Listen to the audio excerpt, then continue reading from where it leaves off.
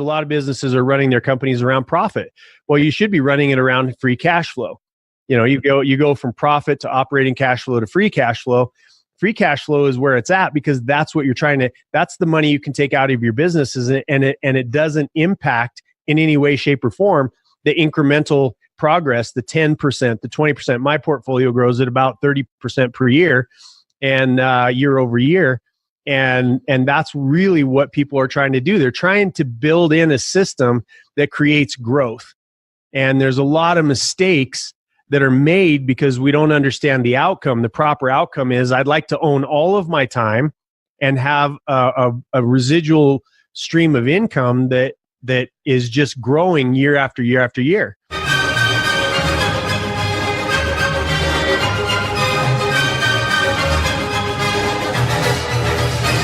So you're a smart business committed to innovation, to service and to modern marketing. And you're asking, what's next? Wondering how you can become even more innovative. My name is Jürgen Strauss from InnovaBuzz, and this is the InnovaBuzz podcast, where we share all kinds of tips, advice and interview guests on all things innovation and leadership in modern marketing.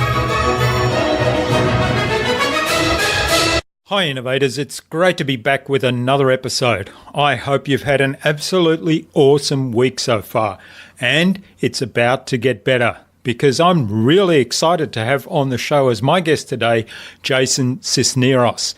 Jason is a public speaker, an entrepreneur, a philanthropist. His life has taken him around the world, speaking on over 3,000 stages, consulting with hundreds of business owners and supporting charities all around the world. And most recently, Jason has taken on comedy. So Jason works with his team at Anton Jae, and they work with clients when the client's company has a lot of potential, but also a lot of questions about the direction they're headed. They help them deal with change and set direction that results in growth. His work with so many clients, and a lot of them Fortune 500 clients, has resulted in Jason earning the nickname The Architect. Jason is also the CEO of Feed a Billion, a non-profit organisation that works with local charities to provide healthy and nutritious meals to people in need all around the world. And he's also heavily involved in charities in the area of domestic violence and sex slavery. So an all-round good guy. I loved having him in the podcast. I think you're going to really enjoy today's interview.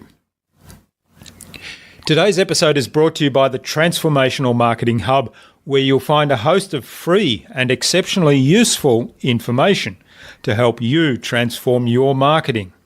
Now, you can access the Transformational Marketing Hub by visiting innovabiz.co/VIP. So that's innovabiz.co/VIP for a very important person. If you don't yet have an account, click the blue Take a Peek Inside button. As I said, it's free and exceptionally useful, and especially for you, my VIP podcast audience. In our discussion today, Jason talked to me about the importance of having a vision of where you want to be and what you want to be, then setting in place a stepwise plan to get there.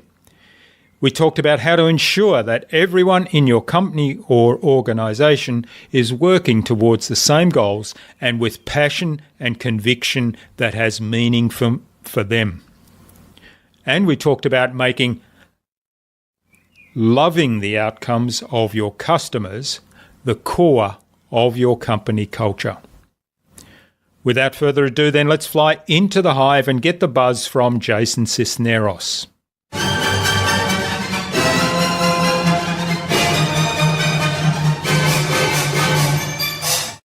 Hi, I'm your host, Jürgen Strauss from InnovaBuzz, and I'm really excited to welcome to the InnovaBuzz podcast today from Utah in the USA, where he is right at the moment, Jason Sisneros.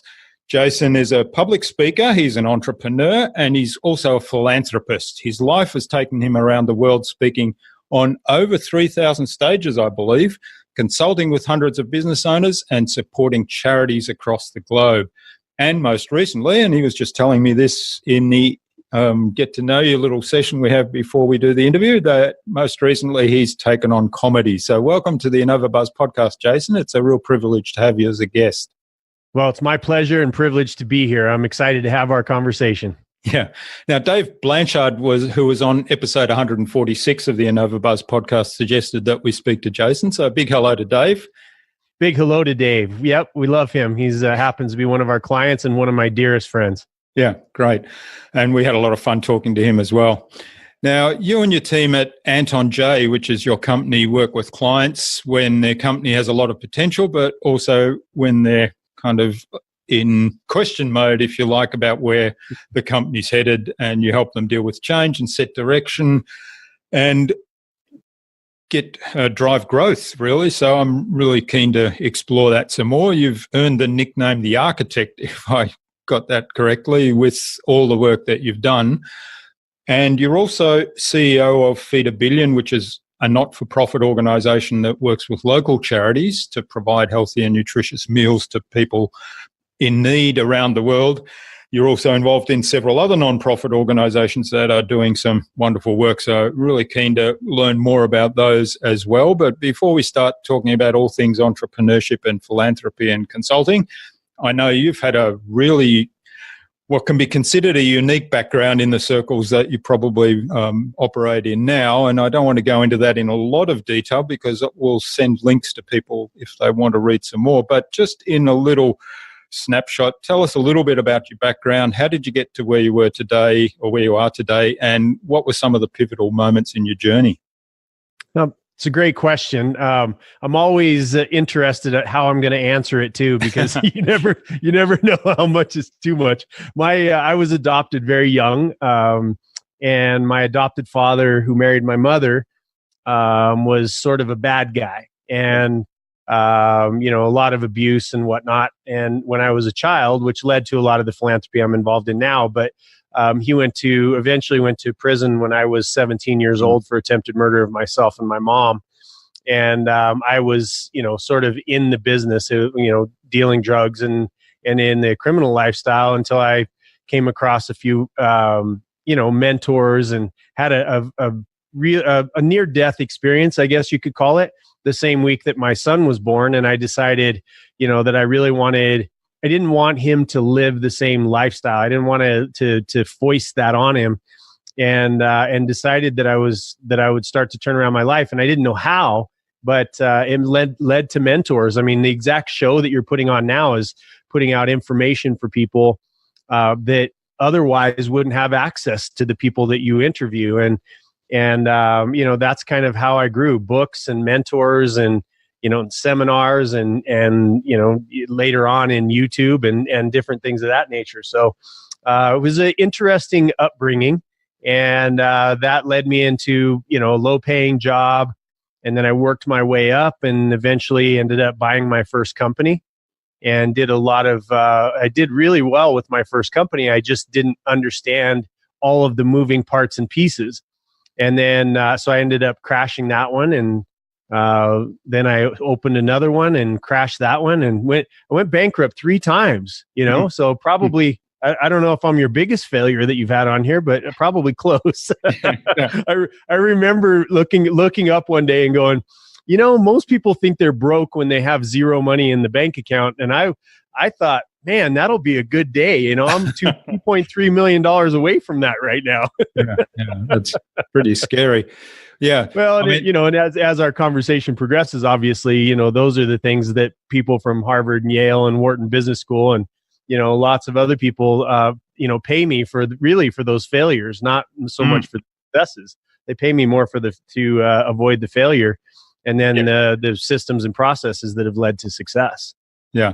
Well, I was just going to say that whilst you use the term failure, really it's just a series of lessons that you now are using to help your clients. Oh, absolutely. I believe failure. What didn't work, and you've probably figured out what does work.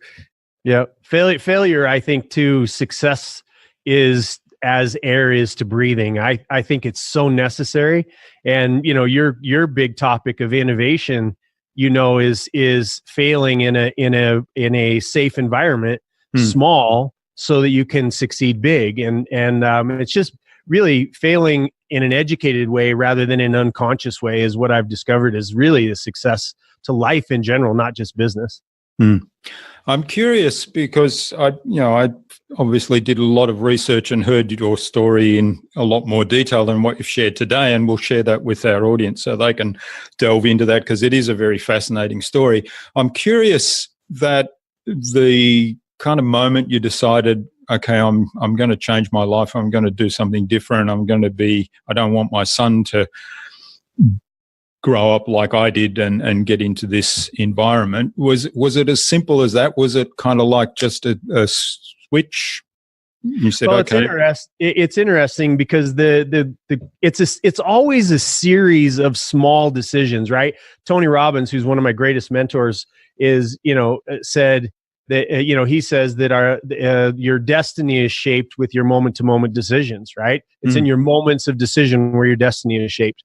And I think back that moment, and it was a moment I got stabbed, and it was in that moment where some lessons that I had my grandparents used to, kidnap me away from my lifestyle, and like they would run away with me for as long as they could before they had to bring me back. And my grandmother would read out of the Bible to me, and I'm not a particularly religious man, but I did remember at that moment when I was facing that there was this thought that went through my head that was, that the sins of the father are born onto the children. And I don't know why that flashed, but there was also a fourth grade teacher that taught me how to, in my environment, to be able to escape through words and through reading and falling in love. So it's in those moment by moment things where it just kept turning into, I want to do a little bit better tomorrow. I want to do a little bit better tomorrow.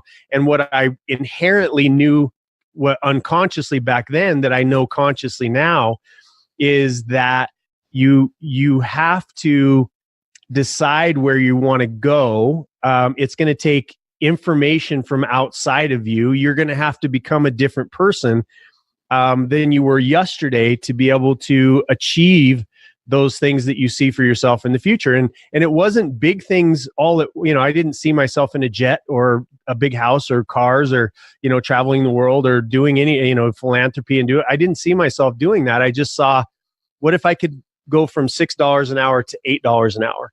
What if I could go from 8 to 10? When I learned to trade, what if I became the owner of the business, right? It's just those small little steps along the way, and understanding that my salvation was in the knowledge of people who had what I wanted. And so that was what I'm still to this day. I'm all the teaching and speaking and all the things that I do. I still am an avid student and reading and being around people that are further down the road than I am. Yeah, and isn't it great these days that we have all this technology that allows us to do that real easily? Yes, sir. Yeah. Now, you mentioned Tony Robbins, so I know you spent quite a bit of time in the Tony Robbins organization as a trainer. So how did that come about, and what impact did that have on you? I mean, apart from, Tony Robbins has had such a huge impact on anyone that's heard him speak or seen him in presentations as I have, but to actually be part of the organization must be awesome. Yes. Quite a blessing. And, it's again, just like my life. I mean, you did the research, so I do not have a boring life or a boring story. But much like the rest of my story, it was interesting how I went to work with him. I had come off of a major depression. I had, crashed that third business, and I was massively depressed. I was going through, having panic attacks and different things that I didn't understand at the time. And ended up at homeless for a period of time in Southern California. And I went to a homeless shelter where the pastor that was working, who's still a dear friend of mine today, handed me, I was there for food that day, and he gave me Tony's book. And I just read it, and it was for the first time in my life, I realized that my life and where I was because of the decisions I was making in my own life. Prior to that, I was doing, I think, what a lot of unconscious people do. They blame other people. They blame circumstances. They blame their government, their president, their surroundings, their skin color, their religion, whatever it is that they can find that is easier than taking personal responsibility. That was me. And when I read that book, I was like, wow, my life, my destiny, my life is in my own hands because of the decisions I'm making. So that meant the relationships I had, the health I had with my body, the money I was making. And so it was an awakening for me to take back control of my own mind. And, went from that. I did my last drug deal on the beach so that I could afford a ticket to go to Tony Robbins' event, and changed my life. I got to meet him at that event and shake his hand. I went to the back of the room and this was back before they have those instant swipers, where they can swipe your credit card right there. They had the old machines, right, that would take the imprint. And so I had some credit cards that I'd kept from my previous life. I don't know why, but I did. And you had to, sign up for his Mastery University. And so I went to the back of the room and I said, "Hey, I want to go." And so I gave him a bad credit card and got my picture, just to get my picture, because you couldn't get your picture taken with him or shake his hand unless you did. So I met him and then decided that I wanted to go to work for him. And over the course of the next, I left that event. I had enough money in my pocket to go to a local charitable place and buy a blue pants, white shirt, a red tie that had some cigarette burns in it, a pair of shoes, and went and got a job. I started selling cars, and then I started calling Tony's business. I want to go to work. I want to go to work. And along the way, they would say, "What's your experience?" I'm like, "I have none. I just want to come to work there." And they had two positions open. One was internal, taking phone calls. The other one was out doing what Tony does on a smaller scale for companies, which I didn't want to do because the thought of public speaking terrified me. And so, long story short, I ended up making enough money selling cars to be able to actually pay for the Mastery University that I had given him a bum credit card for, and went to an event where Lauren Slocum, one of the wife of his first employee, was facilitating. And we went to dinner just serendipitously. I ended up at dinner with her, and she said, "Tell me your story. Everybody here seems to be interested in where you came from." And I did. And she said, "Oh, so you want to work for Tony?" So she picked up the phone and called him. And the only job that they had was that speaking one. And I said, no, I don't want to do that. Yeah. And she looked me in the eyes and she said, "Do not be a wimp. Do you want the job or not?" and she's one of the only people on the face of the planet that could have got away with calling me that. But and she used stronger language, but I don't want to cuss on your on your podcast. But ended up going to work with him and traveled the world and then left there. And while I was doing it, interesting that leads into what I do these days, is that while I was there, I got to meet some of the most amazing minds in business. And so while I was traveling, I figured, hey, this would be a great opportunity for me to learn what I did in my 3 failures, because I had taken great notes and I didn't make the same mistakes twice so that I wouldn't do it again, but I didn't know what to do. I knew exactly what not to do. Yeah. I didn't know what to do. What were those principles in business that led to success? And so I got to hang out with some of the brightest minds in business, hundreds and hundreds and hundreds of them, just picking their brain and pulling out their wisdom and then being able to turn that into the system that all of my businesses operate under now. And as I was telling you before, I've got Harvard grads, Yale grads, and Wharton grads that go through my processes and procedures and implement them in their companies at a super high level. And it was a blessing. And I got to learn how to speak and, fell in love with a lot of really great things. It was another side of life that I didn't even know existed because of my background. And, and so that was how I got started with Tony, and he was a great mentor along the way. And since then, I became one of his platinum partners. And then we did a undercover rescue of some underage sex slaves together, and he's big in advocating that world. And, if you can imagine Tony Robbins undercover, it's quite hard to do. That's right. Yeah, he's a pretty imposing figure. Yes. Yeah. So Well, that's the story, man. It's again, I tried to make it as short as I could, but it's a good one. Yeah, it is a good one, and there's so much I like about that. You mentioned earlier in talking about the transitional moments to where you kind of decided you'd had enough of the old life and you were moving out of that. That knowing where to go and knowing what the next goal was really critical. And clearly, there you were exposed to Tony, and you decided, I want to work with him. That was your goal, and you were really persistent about getting there. So I love that, because I think there's a real lesson and metaphor in that for anyone. If you really want something and determined, and just do whatever it takes to get it. But the other thing that I really like is then stepping out of your comfort zone and doing something that you didn't think you were good at, or you've had apprehension about. Yes, sir. And then, of course, and that's how it's been. I mean, I've just, you mentioned comedy, and to jump to where I am today, It's just been innovation after business to another business to then we opened a consulting company. It was going to be for a short amount of time, but because I've written a book. It's coming out this next year about my systems and my processes. And we wrote the book so that I could so that the business owners that I was going to buy their company would understand how to set it up to optimize for cash flow and for exit. And along the way, they said, well, you should probably have some companies that you don't own, that you teach your systems to, so that we could have those stories for the book.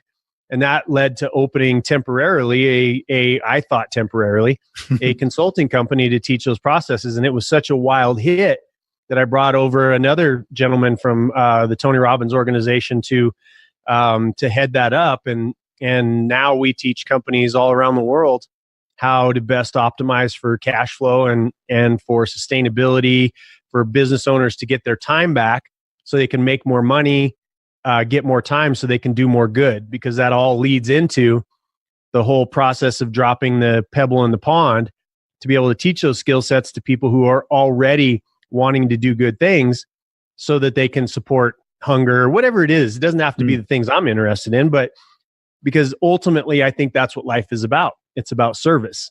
And if we're not serving, we're not really truly alive. Yeah, I was just going to move on to that in terms of service, because what I found, that pervade all the stuff that I'd read about you is that, first of all, in the business area, you had very clear service orientation, service focus, but then you've taken that to the next level, and possibly that came in your time with Tony Robbins, the idea of, driving to earn revenue and profit that you can then use to contribute back to the community in some way. Yeah, that really is. I mean, again, my world philosophy, it's not really a religion, is just that, we're born and we're given this level, each one of us, this level thing called potential. And in that potential, we're supposed to get as good as we possibly can. That's reading, that's experiencing, that's failing and learning and innovating and doing those things so that we can serve other people at a higher level. And that's my philosophy about life. So that led into, okay, now I've got these businesses that I own. I've got a successful consulting company, and I've got more time on my hands because my system was built up because I was ambitiously lazy. I didn't want to have to be at any of my companies, and now with a couple dozen companies, I don't run any of them. And that's because I built these systems out to do so. Yeah. And that led to, okay, well, what am I going to do with my time? And that, again, led into philanthropy. And when I got into the world of philanthropy, obviously, the systems that I had from business were able to translate. And so we've gone in and we've helped, we support about 80 charities right now in educating them how to get better at what they do, raising capital, how to use that capital, and how to better look at whatever it is that they do, whether it's feeding people, rescuing underage sex slaves, domestic violence is a big area that I love, and making their product, which is lowering the domestic violence abuse statistics, lowering the amount of kids that are being trafficked, lowering the amount of people that are starving to death. Those are the outcomes, right? Where in a business it's profit. When in charities and not for profit 501c3s in our country, that leads to their profit really is reducing the statistics in the area where there's a lot of suffering.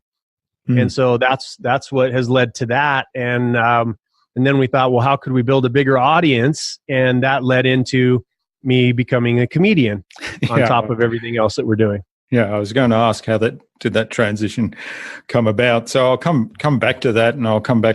Sure. I want to talk about your philanthropic work a little bit more as well. But I just want to touch on something you said leading up to all this, and that was around building the systems that took you out of the business. And I think there's a key message there. And I've got a note here that your secrets to business are around a great team and great customer service, but there's probably a third one that I should have written on there, and that's having a system that essentially takes you out of the business, which is pretty well the secret that Michael Gerber's been preaching for about 50 years now. Yeah. Well, you look at it, I mean, and I looked back over the course of my life, and if I would have had a guide like me, and because I'm one of I didn't graduate from high school. I've had to scratch. Nobody would lend me $1. I wouldn't have either, and nobody trusted me as far as my decision making in business and whatnot. And I wouldn't have either. Like I had to build this thing up from the ground up. And so when you read a book, usually, and not all the time, but 90% of the time, it's written by somebody who took somebody else's message and wrote another book. When you go to somebody's seminar, it's somebody that's not necessarily practicing those principles that they teach from stage, or it's so myopic, we don't know where it fits in the algorithm of our business. And so when I started doing what I was doing, I built it for myself. I built my system for myself so that I could have time and businesses that grew predictably over time with systems. And then that led into, how do you hire the right people and so on and so forth. So I took, again, all I've done is take the wisdom out of the same books that everybody else has written or read, and the seminars that everybody else has gone to, plus my own failures and successes. And I molded that into a system that worked for me in my companies. Then when we found that translated it even better into other companies for other people. Because really what people are searching for is not another BS opinion about how businesses and companies work. I have to meet a payroll, a giant one, with all the companies that I have and how many people that work for me.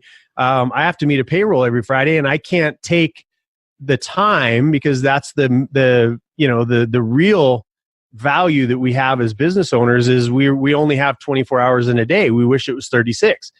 But to be able to take those ideas, where do we put them? Does it make my business worse? Does it make it better? Well, I built an underlying system and a process that is perfectly sequenced around the principles of successful businesses. And it doesn't matter what it is. My holdings, include janitorial and car wash and animation and on and on and on. Very few of them do I have two companies of the same one. Yeah. And so the principles of business work the same, not what you do, it's how you do it. And I had to build out that system. And that's really what our consulting company teaches other companies and other business owners, is a guy who was just like them, that didn't have a bunch of resources and a bunch of things to fall back on, that literally had to scratch and fight and figure out a combination of things that would come together to be able to, guide my own companies to success. And that now has led into guiding other heroes of their own business to be better at what they do. It's kind of that, it's like the magic trick. I teach the magic trick, and then you don't need the magician anymore. Yeah, that's a good analogy. And I really like that you you've taken your own lessons combined with what you've learnt from studying other people and build it into a system that is universally applicable. There we Yes. go. Yes, across the board. And again, that's what we found. I mean, there's some, whatever business your listeners happen to be running, they're already good at that. It's how can I turn, because a lot of businesses are running their companies around profit. Well, you should be running it around free cash flow. You go from profit to operating cash flow to free cash flow. Free cash flow is where it's at, because that's what that's the money you can take out of your businesses, and it doesn't impact in any way, shape, or form the incremental progress, the 10%, the 20%. My portfolio grows at about 30% per year and year over year. And that's really what people are trying to do. They're trying to build in a system that creates growth.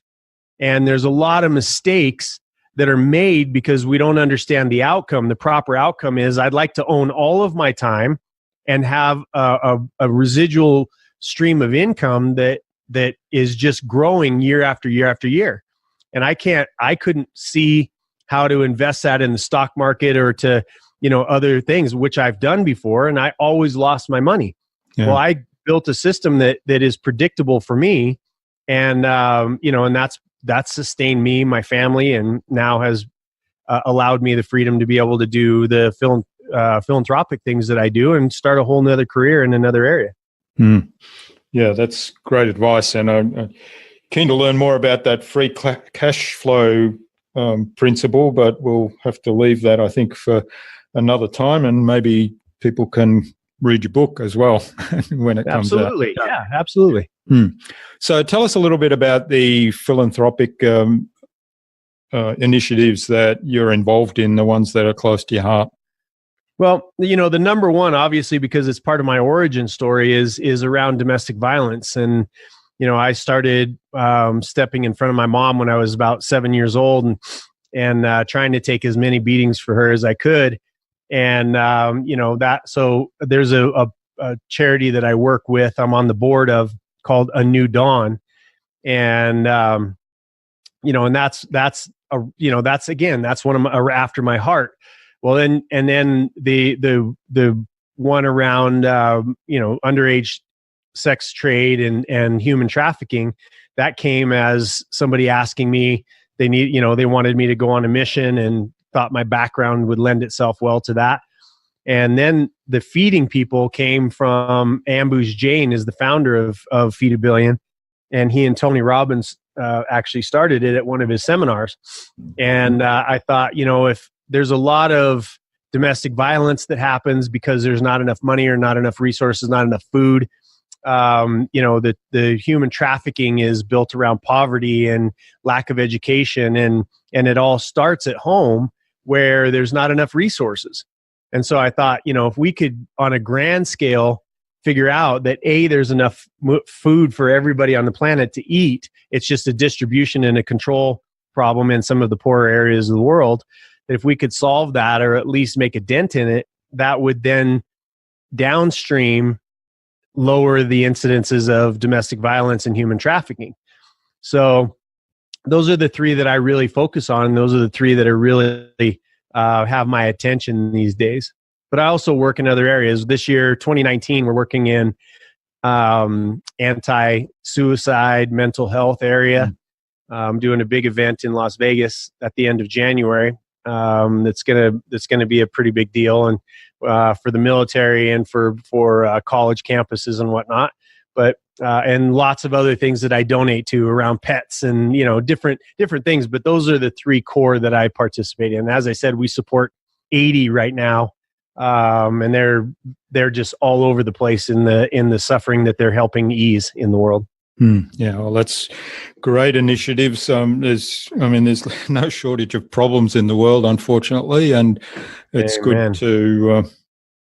to be able to give back. And so I really salute you for all that. And it's wonderful that you've built your whole business and success around that in that why, that really powerful why of giving back to the community.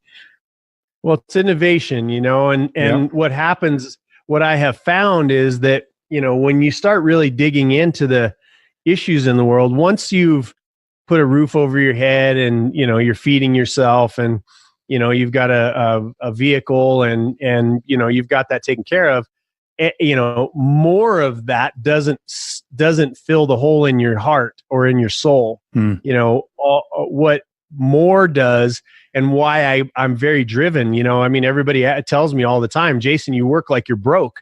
And it's, it's because, that if we're going to solve some of these, the 12 big issues in the world, well-resourced people have to be involved, people that can do that. And so it drives my drive, I guess, is fed by the fact that I need to keep learning. I need to keep innovating. I need to keep growing. I need to keep changing my approach so that I have more resources, so that I have more influence, so that I can do more good. And that's what keeps me inspired. I don't mean this in a flippant way, but I don't need another house. I don't need another car. I don't, what I do need is the genuine satisfaction and love that I give and receive when I'm helping people that are in a weaker position than I am. And I'm semi addicted to that. And that's what led into the whole comedy thing. I mean, that's something I never ever thought I would do. But, we got together at the beginning of 2017. So last year, me and my board, and we've, been obviously doing philanthropy and charity for a while. And I said, okay, what have we learned and what can we do to accelerate this? And one of the things that came up was when we would bring in celebrities like Ashton Kutcher and lots of big names. I'm not here to name drop, but when we would bring them in, it would help bring a lot of attention to those causes that we were looking for, right? A tweet from The Rock hits like 100 million people, right? And so I was like, well, why don't I just build a celebrity brand and and go from there? And my board laughed. Everybody did exactly what you did, which was they laughed. And the two guys that have been, funny, right? Yeah, and the two guys that were with me, they have known me the longest, been with me for 15 plus years, said, no, I think he's serious. And I said, okay, well, what do we do? Like, do I move to Hollywood to get into some movies? What do I do? I got a face made for radio. So, what do we do? And it led into I love laughing. It's always been a way for me to ease pain in my own life. And then to bring other people out of their own suffering is to make them laugh. So I thought, well, I'll get into comedy. And so that's what launched my show, the Bald Avenger Show. And that's the sort of the other persona that I have is the Bald Avenger. And it's kind of funny and whatever, but it's really around bringing an audience together around that show, the Bald Avenger Show, which is on Facebook and Instagram and Twitter and YouTube. You can find it anywhere, but the baldavengershow.com is where we're gathering audience. And that audience, a couple of years ago, as I was doing this before it formulated, started to call themselves the Misfit Nation, which in our definition, the Misfit Nation is a group of people, some that have made mistakes. I've made mistakes a lot. There's a lot of things that I'm leaving out in this podcast, but by watching anything that I do, I say all the mistakes of my marriages and my bankruptcies and the drugs and all of the stuff that I went through.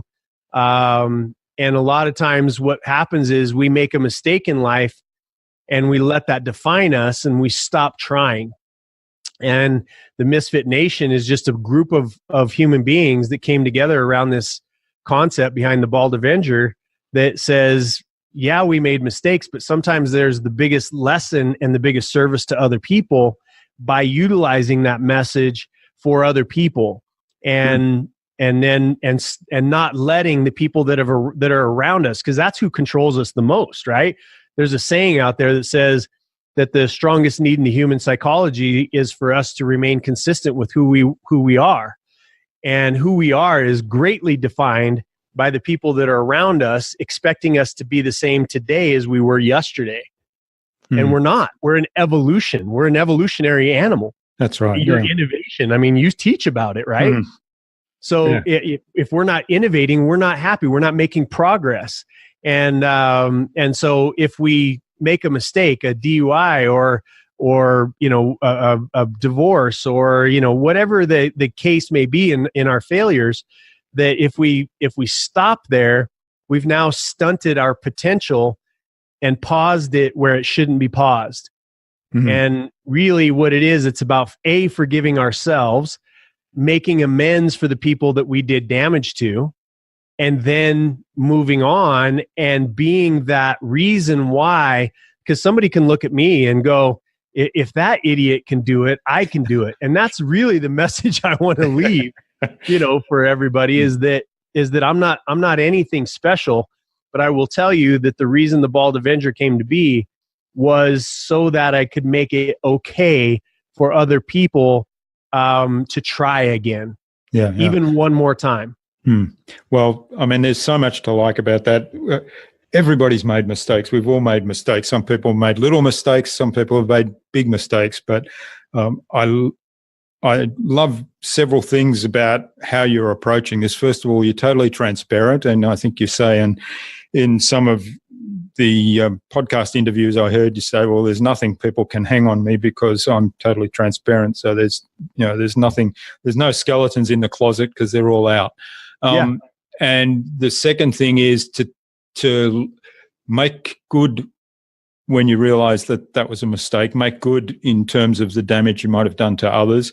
Then, So first of all, own the mistake, make good on the damage. And then thirdly, okay, what can I learn from this, and what can I help other people learn from this? So one of my philosophies is if I can learn from other people's mistakes, that saves me making them. So there's a service there. If I've made a mistake and I can tell other people about it, here's how you avoid that, then it becomes a gift.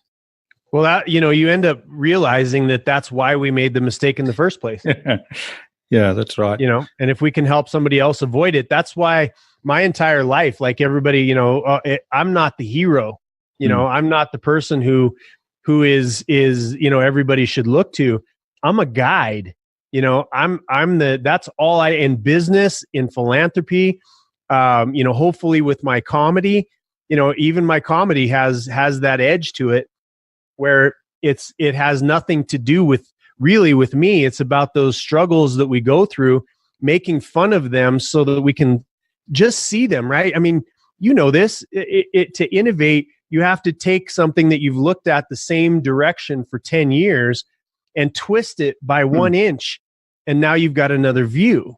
That's right. And that gives you a whole other understanding about how to approach that issue or that problem or that challenge, which gives you a whole other thought process or intellect to be able to solve it, right? Because a lot of people are running around defining their problem as unsolvable. Well, it's going to remain that way then.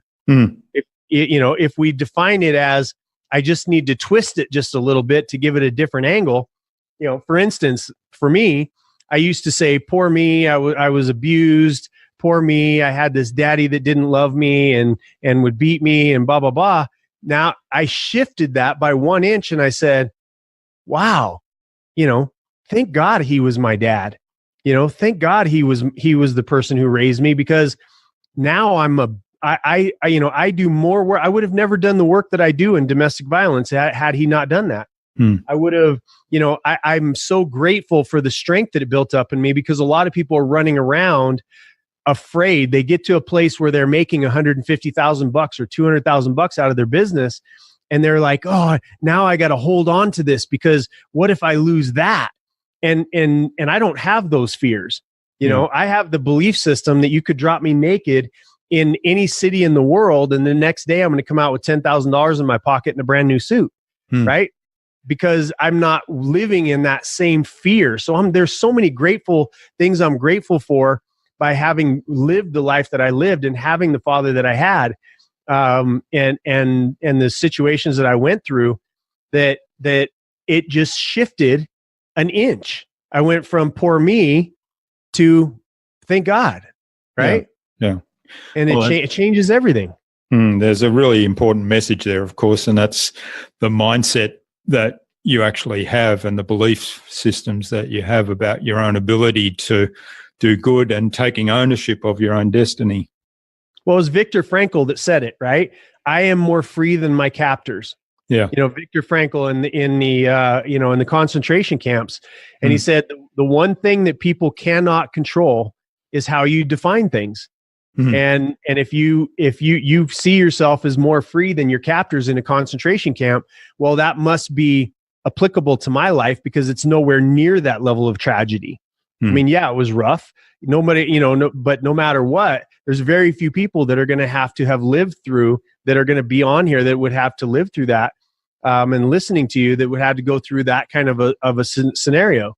And so whatever scenario that if he could do that in that scene, then what can you do by redefining your own challenges? And the biggest thing, the biggest thing for me is the people that we have around us that we allow to define us. And really what they do is they end up bullying you into not growing or changing or shifting. There's that person who knows your secret, right? that you're like, well, I'm not going to get any bigger because somebody knows that secret about me. Well, get it out. Yeah. Take away that leverage. There's that person who loves you that doesn't want to see you try again because you failed at your last 5 or 6 attempts. That person they're controlling you by telling you probably don't want to do that again. And then there's the people that are loosely associated to you who talk behind your back and are telling stories to everybody to try to keep you small.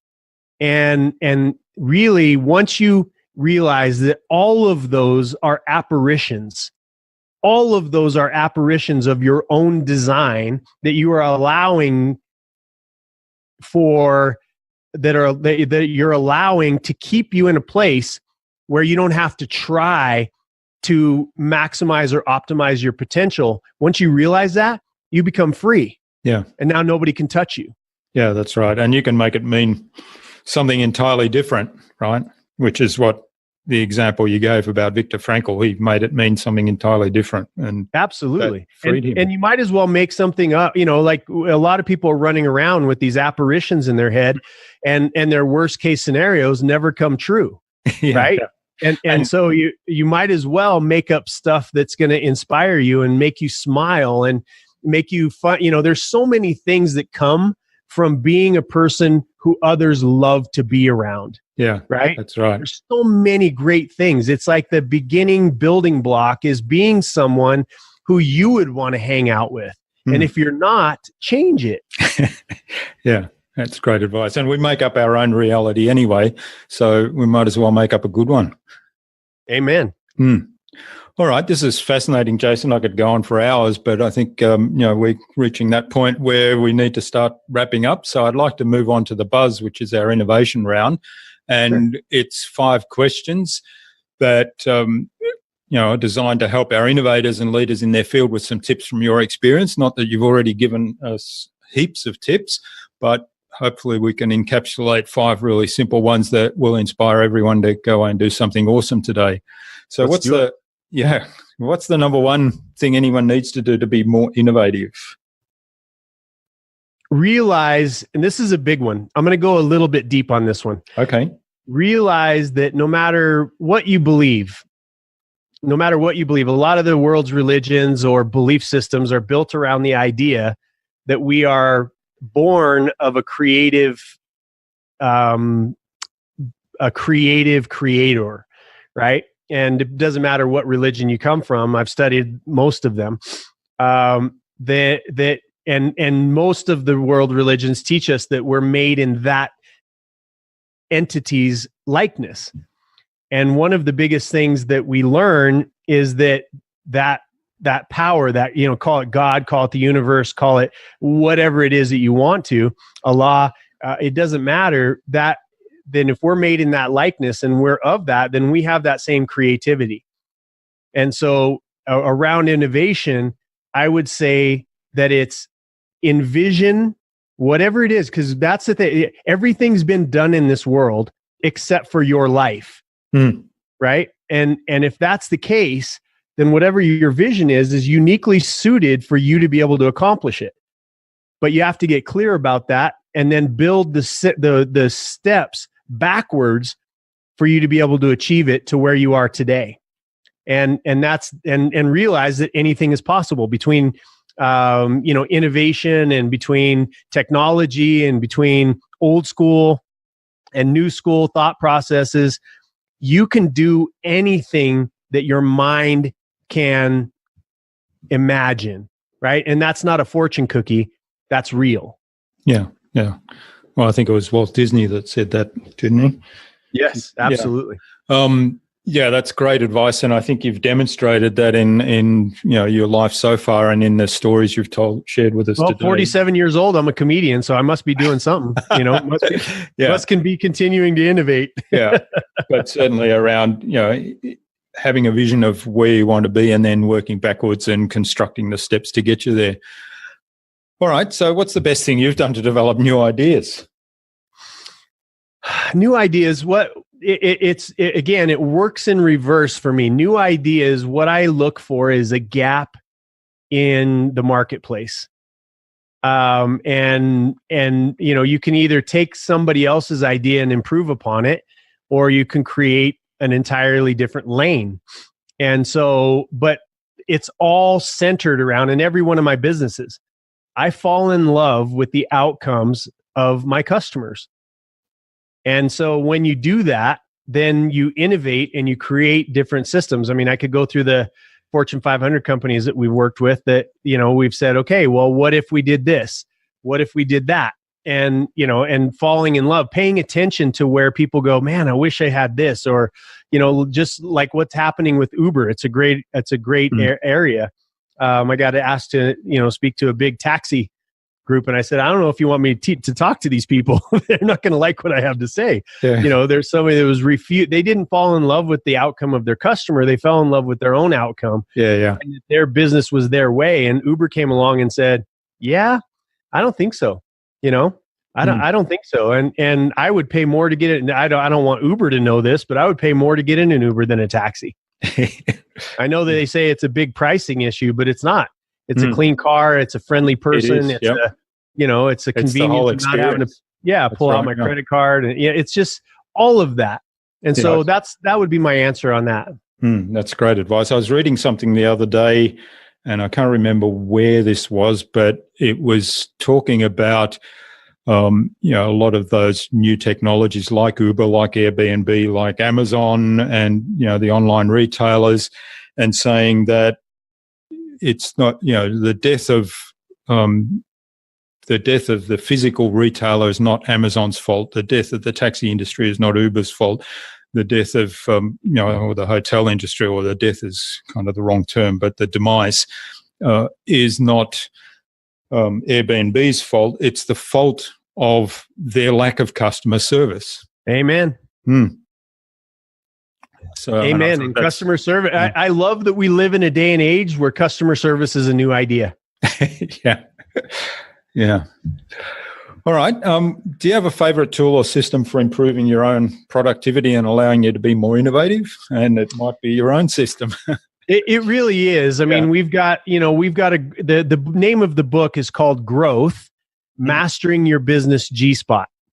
And that's also, we built out a 12-week program for people that, can't, for whatever reason, timing or finances or whatever. We built out a system, an affordable system, that goes over 12 weeks, and it's built out for several reasons to be 12 weeks. It's a quarter.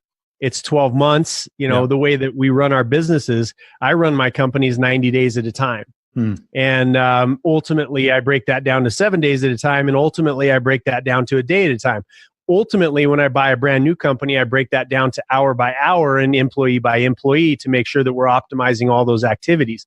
And it's not I built an algorithm that's currently being copyrighted and for IP purposes. It's called the business gamification algorithm.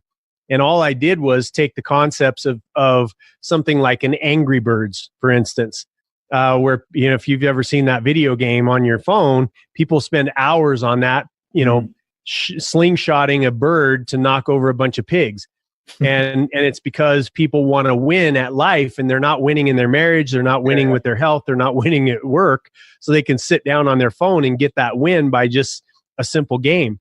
And so I thought, why not, since we spend most of our life working or creating some sort of revenue. So I don't call what I do work, but, creating revenue, why not make it fun and a game that you can win? Well, you got to understand the rules, right? Cricket, I have no idea what the rules are for cricket. There's no, so how in the world am I ever going to win the game of cricket? Football, American football, I know the rules, right? So I became very good at that sport. And it's the same thing in business. 99% of the people, and I'm saying very high, but if 90+% of companies fail in the first, 5 to 10 years of their existence, that means there's a lot of people out there that don't understand the rules to the game they're playing. Well, my system lays it all out in the exact same way that I learned it, and the exact same way that I implemented in my companies. And it's got bits and pieces of the greatest business minds that are out there that wrote books and whatnot, but it's placed sequentially exactly in the right spot for you to understand where that goes in your business, right? One of my mentors, Keith Cunningham, says businesses are not bathrobes. One size does not fit all. And a lot of the advice you get is one size fits all for your marketing, one size fits all for your operations, one size fits all for your innovation. Like it doesn't work that way. So I've taken how you can customize your bathrobe to your business because I have to do it.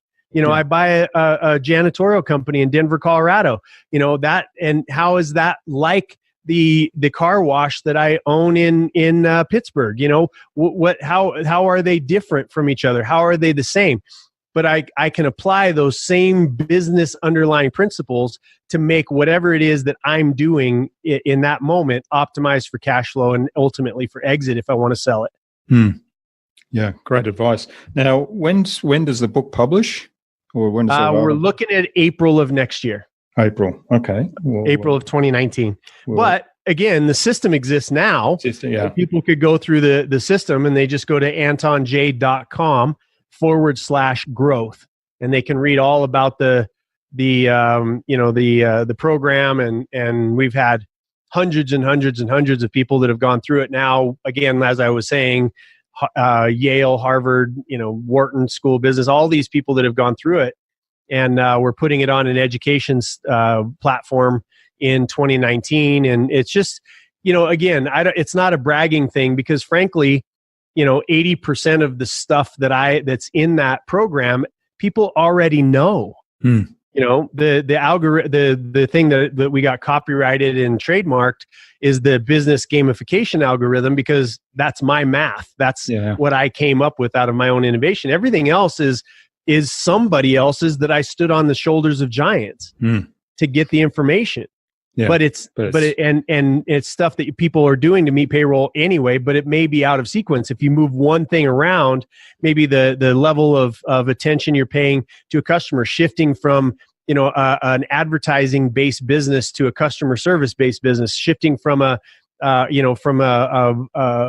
nepotism based culture to a performance based culture. Like these little shifts in the right place at the right time for your company make massive differences. Yeah, great advice, and we'll have a link to that in the show notes so people can go check it out, and we'll keep an eye on the book for April. So awesome. Yeah, so that kind of leads naturally into the next question. What's the best way to keep a client on track? Oh, that's such a great question, because now you get into the major piece of why businesses are not bathrobes. It's because businesses are nothing but a culmination of people. And in people, you have their fears, their weaknesses, their strengths, their prejudices, their, how they look at things. And so again, going back to the system we built, we take as much of that off of the table as we possibly can and say, here's for you, whether you're the receptionist, whether you're the doctor, whether you're the CEO, whether you're the CFO, whether you're the sales trainer, whether you're the salesman or man or woman. here is what you do to be successful in your position that then leads into the overall company being successful, which means we all rise together. And so having those principles or a system that's duplicative is really the magic of how do you keep them on task. People love to win. So if you build a system for them to be able to win, they're going to be happier to be around, and people are going to, your employees are now loving coming to work because they're winning for their own reason, right? And instead of your reason and getting you another car or you in a bigger house, they're winning for their own reason, putting their kid through college or bringing their mom up from Mexico or having a surgery for grandpa or whatever it is that they need to be working for. You set it up around that. But until somebody realizes in their company, I don't know what I don't know, and I've reached the what they call the Peter principle after Peter Gruber, right? I've reached the maximum capacity of my own performance level. I must learn. And when you're learning, the reason why a lot of us don't apply what we do learn is because we don't know how it's going to impact the interconnectedness, the interconnected nature of that change in my own company. Yeah, well, there's a lot of great advice in that. And I guess for me, the big message there is, making sure, well, first of all, that a company is made up of people, and keeping the people first in mind and understanding their whys and giving them a reason to actually follow the system and having a system that's replicable and scalable. Yeah, give them a map, help them be successful. If to have a map, well, where are you going? You gotta know each one of your employees, or at least your managers. That managers know each person on their team's outcome, and so on and so forth. There should be nobody in your company that somebody doesn't know why they're working for you and what their outcome is for the next year, 3 years, 5 years, 10 years. Because if you build your business around their outcomes, they will never leave you. Yeah. Because where else are they going to go where somebody cares at that level and then built a system and a process for them to win at it? Yeah. Yeah. Everybody wants to win. Exactly. Yeah. Great advice. All right. And the fifth question is, what's the number one thing anyone can do to differentiate themselves? I think we've touched on this a little, but maybe you can encapsulate it. The best thing that people can do to differentiate themselves is have a plan, build a amazing culture, fall in love with the outcomes of your clients, and rinse and repeat over and over and over again. Yeah. That's captured really well in 3 short sentences. So I love it. Yes, sir. Yeah. Trying to shorten it up for you because I know we're on that time edge. Yeah. Thanks a lot, Jason. This has been really fabulous. What's the best place for people to reach out and say thank you for all that you've shared and maybe get in touch? Yeah, absolutely. Jason, I would say that, Jason Sisneros on Facebook. The Bald Avenger is probably the best place to go. The Bald Avenger on Facebook, reach out through there. We've got somebody watching that at all times. Anton Jae is my company, ANTONJAE.com, and then /growth. And you'll find out about the processes and the procedures that we've built. And, that's the best way to reach out. And I'd love to hear from people and find out what they got from your show. And hopefully we added a little bit of value to them tonight. Yeah, I'm sure you did, and look forward to people reaching out. We'll have links to all of that in the show notes, so that's easy for them to do. Now, 2 more questions. First of all, what's the number one piece of advice you'd give to any business owner who wants to be a leader in innovation and in their field? I want to really think about this. The one piece of advice, never stop learning. Never stop learning. I mean, your show is why I'm here. Why you do it is to educate people and give them some tips and processes, and to be a guide along the way of getting them from where they are to where they want to go. Never stop learning, and always keep a smile on your face. 2 great ideas and great recommendations. I mean, I love this podcast for lots of reasons, but one of them is that each time I learn so much on each interview. and it's fun. So that gives me the smile as well. And I hope to share that with all my audience. Now, the final question is, who would you like me to interview on a future InnovaBuzz podcast and why? Snuck in 2 questions there. Well, you already got the Blanchards, so yeah. I would say there's Misty Lane. She's doing really great things. She's another one from the Misfit Nation. Lauren Harris would be really great to have on. He's a guy that had an interesting upbringing and, had 24 moms. He was passed around from, adopted mother to adopted mother, and just has lived a fascinating life. But those would be 2 that really immediately come to mind.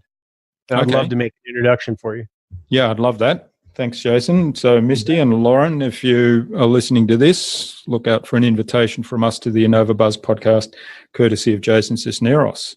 You got it. Yeah. So thanks so much for sharing your time and your insights and being so open and generous with us today on the podcast, Jason. I've really enjoyed this. I've learned a lot. I've written down heaps, but I'm going to listen back again to the podcast and make sure I take some more notes. I wish you all the best for the future, and let's keep in touch.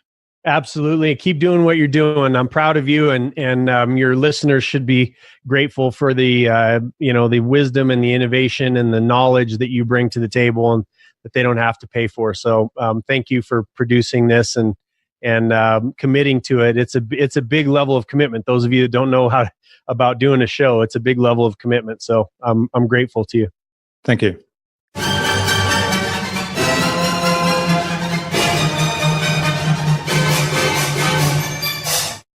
Well, wasn't that exciting, inspirational, and full of great advice?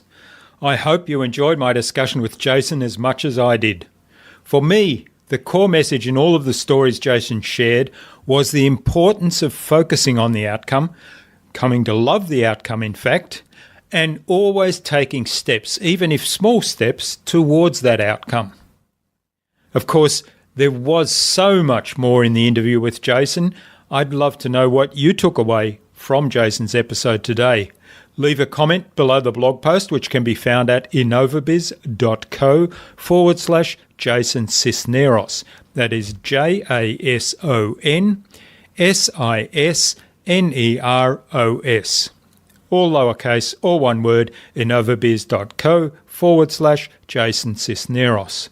You'll find contact information for getting in touch with Jason there, as well as links to his website and to the Bald Avenger site. Jason suggested I interview Lauren Harris of the Kenneth Rainan Foundation and Misty Lane, one of the members of his Misfit Nation, on a future InnovaBuzz podcast. So, Lauren and Misty, keep an eye on your inboxes for an invitation from us to the InnovaBuzz podcast, courtesy of Jason Sisneros. Remember to visit innovabiz.co/VIP to access the Transformational Marketing Hub and all its free and exceptionally useful information to help you transform your marketing. Don't delay. Get onto it right now. Stay connected. Head on over to iTunes or Stitcher or Pocket Casts and subscribe to the InnovaBuzz podcast so you make sure you'll never miss another episode. We'd also love you to leave us a review because what you think matters. Take some of the ideas you've heard today and apply them in your business. Any thoughts, ideas, suggestions or questions, share them in the comments below the blog post. And remember, if you want to get better marketing results than you ever have, join our fantastic LinkedIn community at the Transformational Marketing Academy. All you have to do is go to innovabiz.co/TMAC. It's free to join. Hope to see you there soon. Until next time, I'm Jürgen Strauss from InnovaBiz. Remember to be awesome and keep innovating.